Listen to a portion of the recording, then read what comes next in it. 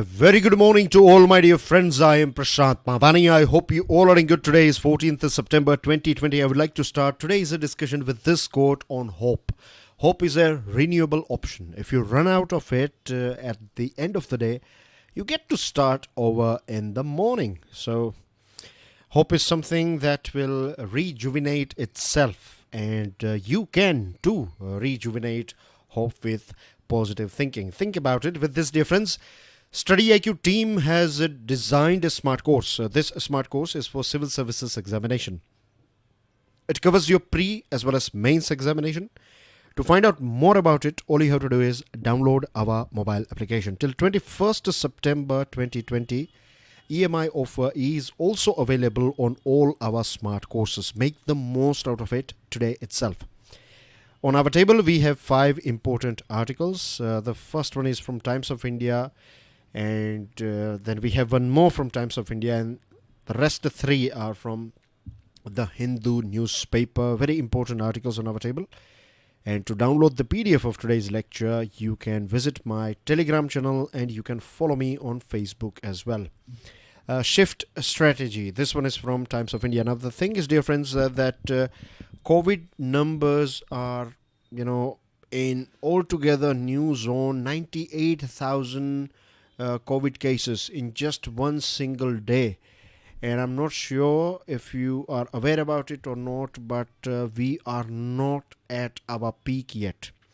Experts are saying that India will clock some 250,000 to 250,000 cases per day, and that will be our peak.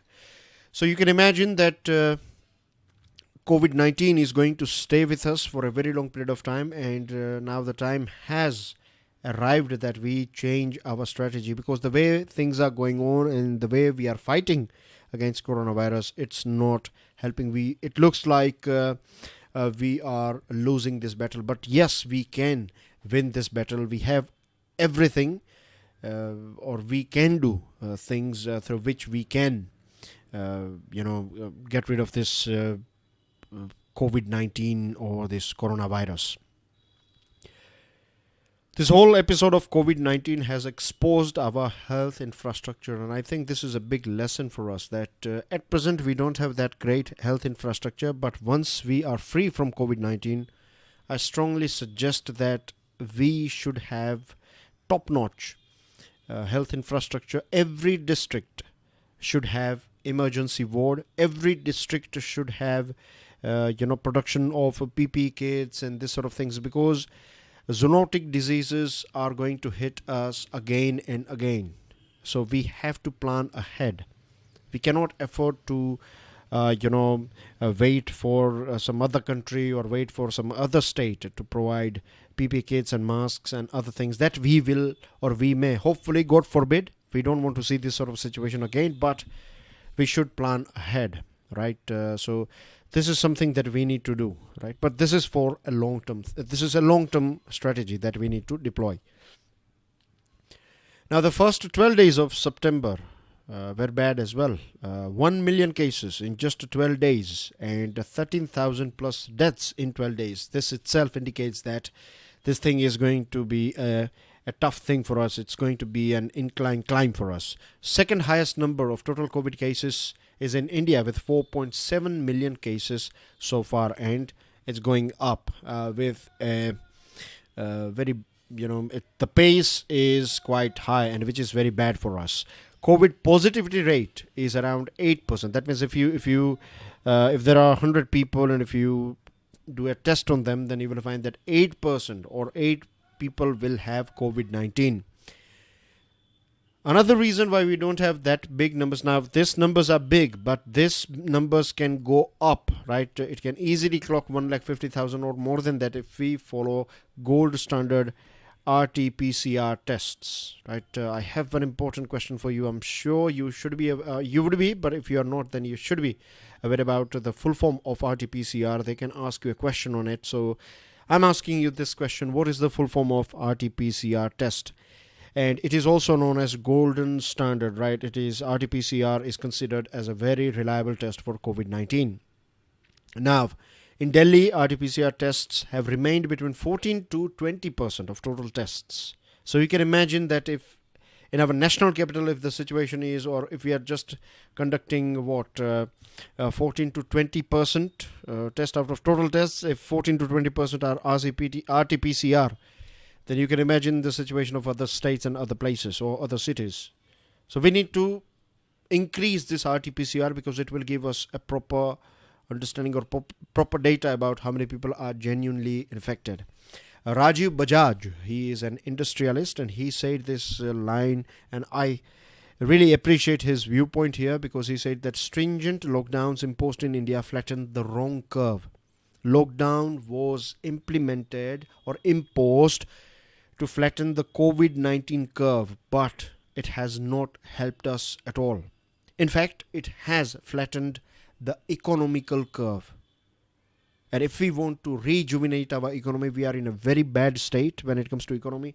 So if we want to get back to normal, what we need to do is, first of all, we need to control COVID-19. And for that, you need to know how many people are infected. And for that, you need to conduct this RT-PCR testing.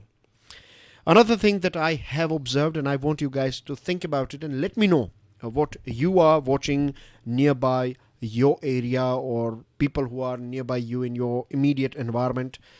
I have observed that, I do understand that, or I know this thing for a fact as well, that people are wearing masks.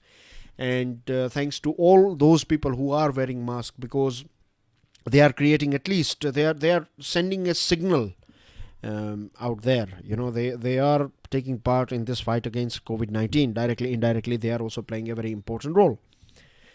But there are so many people, and I'm using the word here, so many people are not wearing masks these days.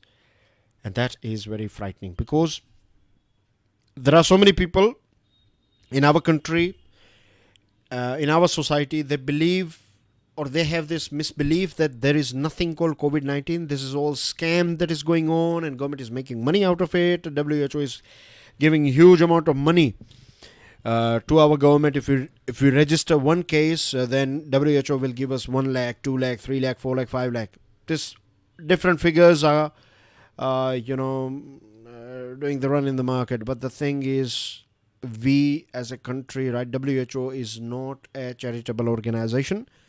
WHO runs on the money of this member states. So hardly people are aware that every year India contributes a good amount of money, right? We give a good amount of money to WHO.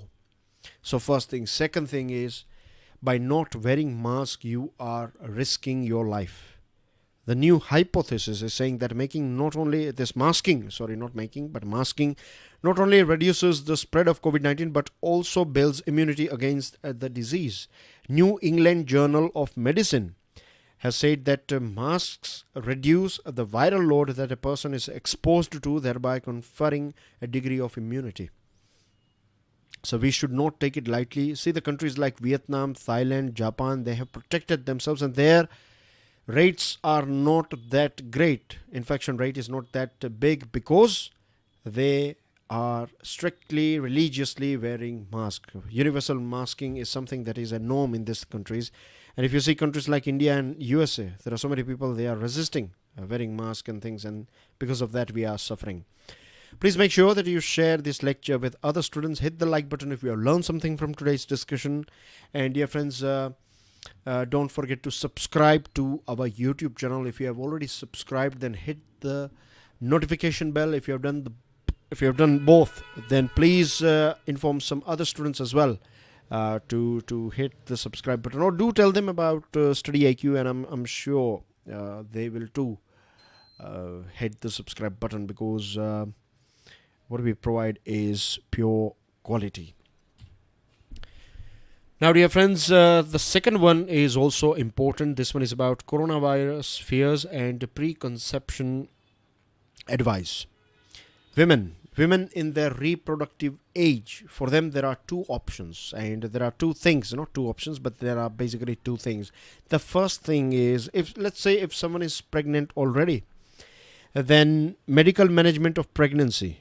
Like once you are pregnant, then you need some sort of support, right? Health support and some sort of education, in the sense they will tell you do's and don'ts and things like that. and delivery should be, of course, institutional. And after delivery or post delivery, looking after the mother and looking after the newborn baby is also top priority. So as far as this thing is concerned, pregnancy and newborn baby care is concerned, WHO plus ICMR has both, right? They have issued guidelines for this point number 1. But when it comes to point number 2, that is there a need for exercising a choice of timing of pregnancy? Yes, it is, right? This is the time where all those women in reproductive age, they should think about, they should plan their pregnancy, because see, the COVID-19 is infamous for hitting the cells that form the inner lining of blood vessels. Therefore, organs that have a large number of blood vessels are particularly at risk. Now, there is a thing called an organ called placenta. Placenta, a unique organ in pregnancy, is the source of nourishment for the growing fetus, is highly vascular. Because it is vascular, there are chances that COVID-19 will impact this vascular organ called placenta, and because of that you will see some sort of issues with the newborn baby.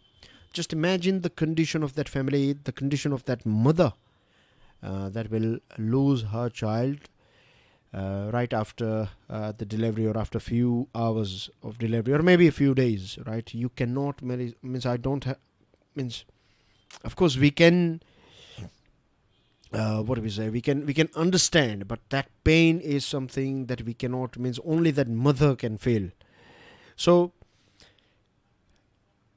to stop this sort of things, to protect them from this terrible situation, right, it is important that women, they plan their pregnancy, right? After that, once we are done with COVID-19, they can, if they want to plan, it's up to them, right? They are free to do whatever they like, but at present they should plan, is because, see, Zika thing, right? Zika virus.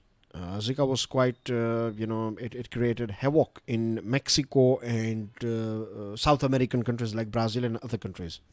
So what used to happen is that newborn babies were born with some neurological issues, right? Their head was quite small compared to their body, and of course they never survived. And so you can imagine that was a big issue for those families, and so many babies they died, and that was a very horrid thing for the whole world, of course, for humanity. At present, 8 to 10% of mothers are infected by SARS-CoV-2. So there are chances, God bless them, but there are chances that their newborn babies will face some sort of issues, because when it comes to this congenital abnormality or abnormalities, right? If they are florid means if they are big, if they are visible, then we will know about it, and then we will, then there will be a big panic wave, and then people will plan these pregnancies and things. The problem is that with COVID-19, abnormalities are very subtle, so they are not visible, but they are there. There are so many researchers, they are saying that it affects our brain. It affects our brain, and it will stay there for a very long period of time. So this is the right time for women to adopt contraception, and this will create a low pressure on healthcare system, because as we know that community transmission is already on in our country, as we have just discussed how bad COVID-19 numbers are. Right, per day we are getting 1 lakh cases, and this is going to go up. So protect yourself, and protect yourself from this widespread community, and not just yourself, but for your babies as well, for fetus as well as the babies, to protect them and to protect your family. And this will reduce your cost. You can plan ahead. Low pressure on less pressure on healthcare system, and we can utilize our medical staff for fighting COVID-19, because once you have delivery and things, then of course, energy will be diverted in looking after this thing. So for time being, we can join hands in fight against COVID-19. Moving on to next item in LSC talks, from peace to conflict prevention. Now remember here, the key here is not to aim for peace, right? The main important thing at present, what India and China both needs is conflict prevention. So hold this point in your mind. And I have so many things to discuss with you guys.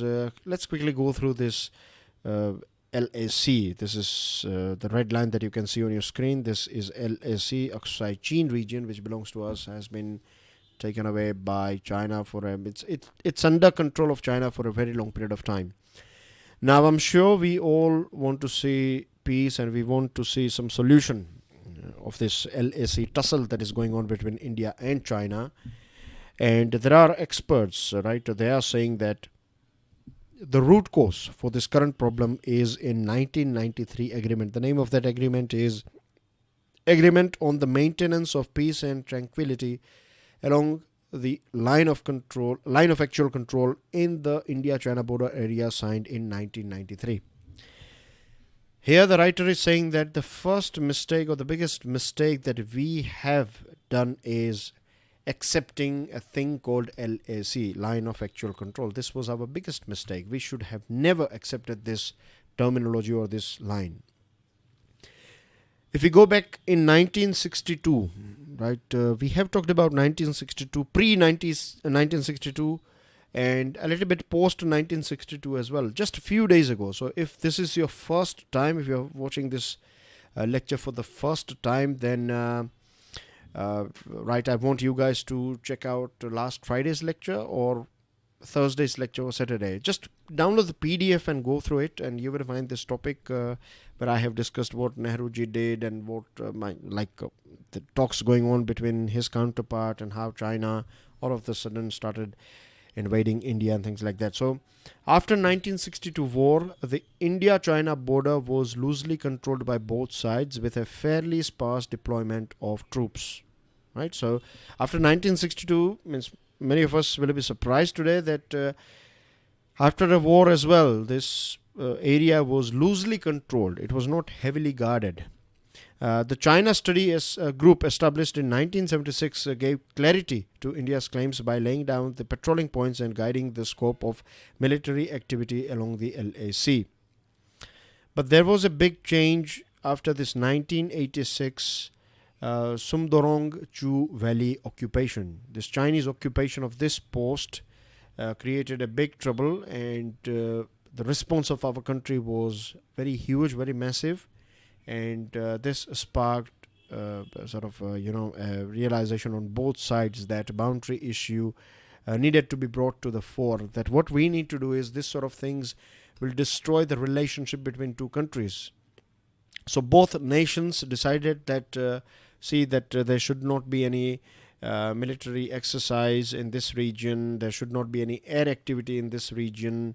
And this agreement eschewed the use of force. That means we should not use force or weapons or any sort of strength at all, right? We should try to talk it out, and we should use confidence building measures to create a more favorable or more friendly, cordial environment. In 1996, we had this agreement, and this agreement talked about limiting military forces to minimum levels and never using tanks, artillery guns, missiles in this region, not deploying these things here. So no military exercise, no air activity, no tanks, artillery guns. So it was kept very soft here, right, as soft as possible. In 2005, one protocol was added. It was about building more confidence building measures, or adding more confidence building measures. And this protocol, this 2005 protocol, as explained that in case if we see two soldiers from both sides, if they come face to face, right, then there are a few things that they need to do. They need to do so that there are no clashes. So far it looks like it's going in the right direction, isn't it? Yes, it was going in right direction, and there were so many meetings and so many things were taking place between both the countries, and things like that. But the problem is, it all started with 2013 Despang intrusion. The China became a bit more aggressive than in Chumar as well. In 2014, China behaved very aggressively, and after that, of course, India has done the same thing. India has started, behaving aggressively, and because that's what we have to do. If you are forced, then what else you can do? And then there was this Doklam incident of 2017, and this Doklam incident displayed greater aggression by both sides. And there are experts, they are saying that this from 1993 or before that, whatever agreements, protocols we have decided, right, all this exercise or all this hard work of this many years is gone forever now, because now both these countries are all together in a new zone. Both these countries are behaving very aggressively, and we saw this fight between soldiers of both nations. We have lost some 20 plus soldiers, and it is said that China has lost to some 100 plus soldiers in this conflict between India and China. So what do we need now? If we talk about peace, then peace is something that is, I would say peace is something that is not achievable at present, but at least both sides should try to have this conflict prevention, or we need to make sure that we prevent conflict. This is the minimum that we should do, and I think this is the best thing that we can do now. Then later on we can think about peace and tranquility. Listen to Ribeiro. Now Julio Ribeiro, he is known as Super Cop of our country, ex-IPS officer. He has been Commissioner of Mumbai, DGP of Gujarat, DGP of Punjab, and he played a very important role in this Punjab insurgency, and he's very famous as well. I have read his book called Bullet to Bullet. That's an autobiography of Julio Ribeiro. Very interesting one. Whenever you find time, make sure you go through it, particularly those students who are planning to join police services. You will learn so many things from it about management and so many other things, police department and so many other things. Okay, so the reason why Julio Ribeiro is in news is because he has written a letter to Delhi Police Commissioner S.N. Srinivastava demanding a fair probe in the northeast Delhi riots. Delhi police has taken action against peaceful protesters but deliberately failed to register cognizable offences against those who made hate speeches that triggered the riots in northeast Delhi. That's what the letter has said. And this is very sad. If police is behaving partially, then that is a very bad thing for the society. And the problem with riot, or the main root cause of riot, is that you will always find this thing that one group will have support of political establishment. Right? If we have some sort of support, only then you will dare to conduct a riot-like situation. Ribeiro has said that police need to do something about it, and that also impartially. And we should not ignore Ribeiro's letter. Right? We should not paint him with politics and ideological colors, because he is genuinely not a person who is political, or it's not for any particular ideology. So this is one reason. The second thing is, he has already worked in this field, so he is, of course, a pro, or he is well experienced in this, this service of policing. Police must clearly distinguish between peaceful anti-CAA protesters and those who actively instigate violence. There are, protesting, or if you are against something, that's fine. That's okay, as far as you are peaceful, as far as your cause is peaceful, as far as you are not trying to damage other people and property of our country, then that's fine. But we find that whenever we have any sort of protest, then you will find few people, they are just there for peace, and they are doing everything. They are doing peacefully. They're trying to protest using peace and proper channels. But we always find, or most of the time we find, that there are people who will indulge in violence and things, and they are the ones they should be behind the bars. But as I told you, they have proximity with the ruling party, and even policing system. We know that it is controlled by Home Ministry, and Home Ministry is controlled by Home Minister, and Home Minister a person from ruling party. There are only few countries, as far as I know, they have this sort of system. In other countries like UK and other places, you have this police personnel, right? They are the ones like DGP, right? So DGP will decide, he or she will give you order, or a committee will give you order what you need to do, rather than orders coming from a political boss. But no political party so far in our country, they have this much daring to free police department from their political cages, because every one of them, they want to exploit this. It's like an arm, right? It's a tool that they can use to beat and use to control dissent voice or dissenting voices. Ribeiro reminds IPS officers to their vow, uphold the constitution, and this also means not judging citizens by their political or religious beliefs. Right? This is very important for a doctor. If you have let's say cardiac arrest, and if you go to a doctor, or if you are taken to a doctor, then doctor will not ask you your religion and your political background. Doctor will just do his job or her job professionally as she can do. But when it comes to this sort of policing thing, we find that your political beliefs, which party you are supporting, this sort of things are judged. But that's very unprofessional way of doing something. Exploiting the Chinese exit. Great Internet Wall of China was created by China to block all those American companies, big giants or big tech companies of Silicon Valley.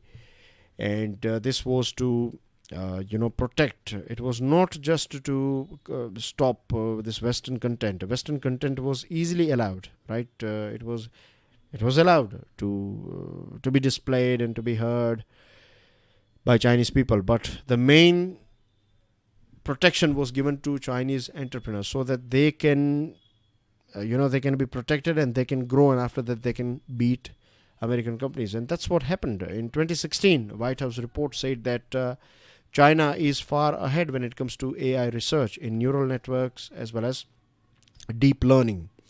Now, India as well is doing quite well. As you know that we have our own 5G. Jio has declared that that Jio company has developed its own 5G. So India at present, we have the lowest internet data cost in the world, and it is spreading like wildfire. Then we are going to see Jio optical fiber cables. So this is going to bring more villages, more places that will use, or that will come under this ambit of internet. So huge potential is there. It is said that some 500 million people are using internet in our country. We have netizens like 500 million plus netizens are there in our country. So we have some more 500 plus people who are not using net. So there is huge opportunity for so many companies here. Now we have blocked China, and we have blocked Chinese apps and other services for obvious reason. LSE issue is going on, and then it is also said that these Chinese companies are collecting data for government. So what we need to do now? Should we replace PUBG with some other game, like we have 4G, isn't it? FAU and then G. So that will replace PUBG. I'm not sure. I don't play games. Something like Chinese WeChat will have something like that. Okay, maybe. I'm not sure. I think we need to have some sort of like replica or replacement for TikTok. There is an opportunity. Then why not? But that is not just going to be enough. Right, what we need is hyper-regional necessity. We need more apps and services that will cater to hyper-regional necessities and preferences. Right, people in our country, they would love to see something in their regional or local language. I'll give you one example of elderly people.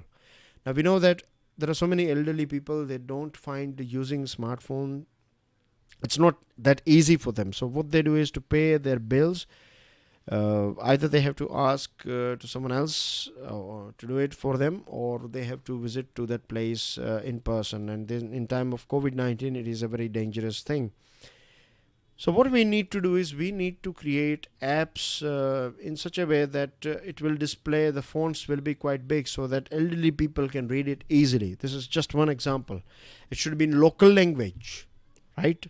Regional language, based on the culture of the people. You can have different colors, and you can have, there are so many custom things that you can customize based on your area, in which area you are living. So hyper regional necessities, right? And a thing that is in demand in a particular state may not be that hot thing in another state or another region.